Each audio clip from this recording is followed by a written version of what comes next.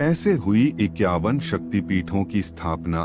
ब्रह्मा के पुत्र प्रजापति दक्ष की पुत्री सती से भगवान शिव का विवाह हुआ। कुछ समय बाद दक्ष को पूरे ब्रह्मांड का अधिपति बना दिया गया।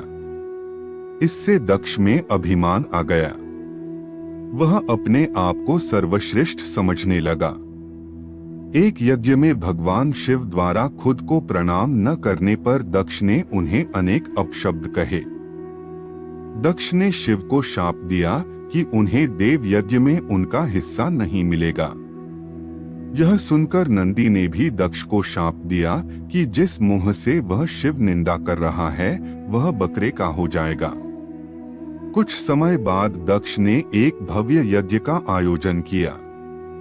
उसमें सभी देवी देवताओं को बुलाया गया, पर अभिमानी दक्ष ने शिव को उस यज्ञ से बहिष्कृत कर दिया। किसी तरह सती को यह पता चला तो उन्होंने शिव से उस यज्ञ में जाने की अनुमति मांगी। पहले तो शिव ने उन्हें समझाया, पर जब वे नहीं मानी तो उन्होंने सती को वहां जाने की अनुमति दे दी। सती अपने पिता के घर पहुंची तो दक्ष ने उनसे आंखें फेर ली। सती यज्ञ में शिव का भाग न देखकर रुष्ट हो गईं और सभी को बुरा भला कहने लगीं। यह सुनकर दक्ष ने भी शिव निंदा प्रारंभ कर दी। यह सुनकर सती को बड़ा दुख हुआ और उन्होंने योगाग्नि से अपने शरीर को भस्म कर दिया।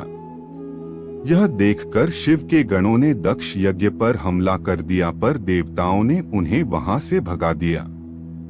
वे शिव के पास गए और सारी घटना सुना दी। यह सुनकर शिव को बड़ा क्रोध आया। उन्होंने अपनी एक जटा को उखाड़कर जमीन पर मारा, जिससे वीरभद्र और महाकाली प्रकट हुए। शिव ने उन दोनों को दक्ष का यज्ञ विध्वंस करने की आज्ञा दी। उन्होंने पल भर में ही दक्ष का यज्ञ विध्वंस कर डाला और वीरभद्र ने दक्ष का सिर काटकर उसे यज्ञकुंड में फेंक दिया।